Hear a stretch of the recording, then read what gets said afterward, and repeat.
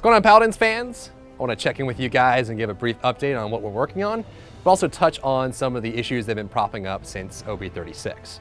One of the hot items that has been discussed a lot on the forums and on the Reddit and various places has been the new scoring system. Our goal going into this patch, this last patch OB36, was to try and clearly identify what the intended role for every champion is, frontline, flank, damage, and support, and also make sure that those players are being rewarded properly for doing that intended role. We didn't want too many people picking Fernando as a damage character running around the backside. Obviously, when you're building a team composition and you see someone pick Fernando, we want to be able to understand and clearly know that that player is going to be providing a frontline role for your team. Similarly, sometimes when you play, Pip, you can play more of a flank Pip as well. And there's definitely a lot of positional things that go into that. We wanted to provide clarity there. So going into OB37, we are evaluating the system to make sure that it's a little bit more supportive of those plays, but we do want to make sure that it's understood what that champion will do and that performance is represented at the end of the match. So if you look at the best-in-class stat showing at the end of the match, we do like the fact that there's a hard line drawn between each role. This has been discussed a lot, actually, feeling like if you don't get enough objective time as a frontliner, that may not be representative of how you did overall.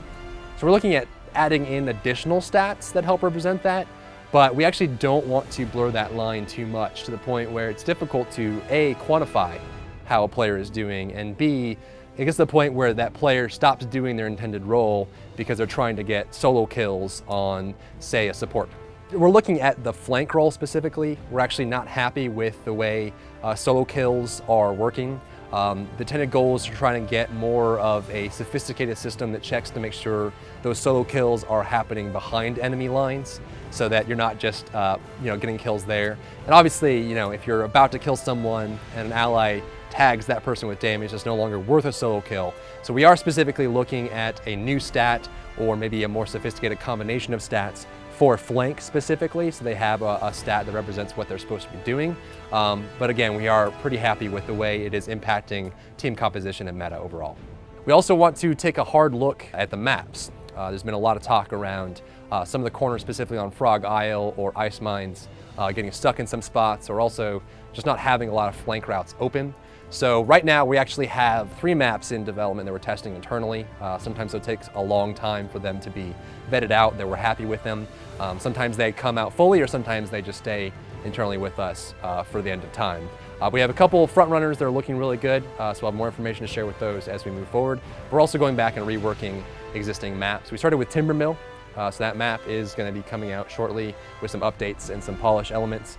We're looking at Serpent Beach as well to add a little more space around the spawn room and clean up some of the places where you walk and get blocked by movement.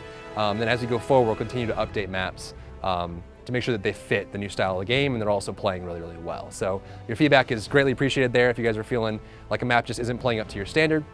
We're also watching a lot of the tournaments to make sure that maps aren't picked too much or too little, just being either unplayable at a high level or feel like there's a disadvantage for picking them at a certain point in the circuit. We're also going to be, this patch, releasing a brand new champion. We're actually really excited about this one. This one will fill into the damage role. He will be rolling with a kind of drawstring bow, something we've been really excited about for a long time. Since we started with Cassie, we always wanted that kind of old style archer that really has to take the time to draw the bow fully and then let out a really targeted shot towards an enemy. Fitting a similar role to someone like Kinessa, where you sit back and deal damage from far away. Unlike Cassie, who obviously gets in the thick of it, rolls around, has some CC and anti-healing to make sure that she's kind of part of the fight. We want to get that long-range archer in there. So if you're looking for information on Shaolin, check into the patch notes later this week to see what's going on with him. We're also going to be looking at adding new things to acquire in Paladins. We're pretty excited about a couple of these. The first one I want to talk a little about is going to be sprays.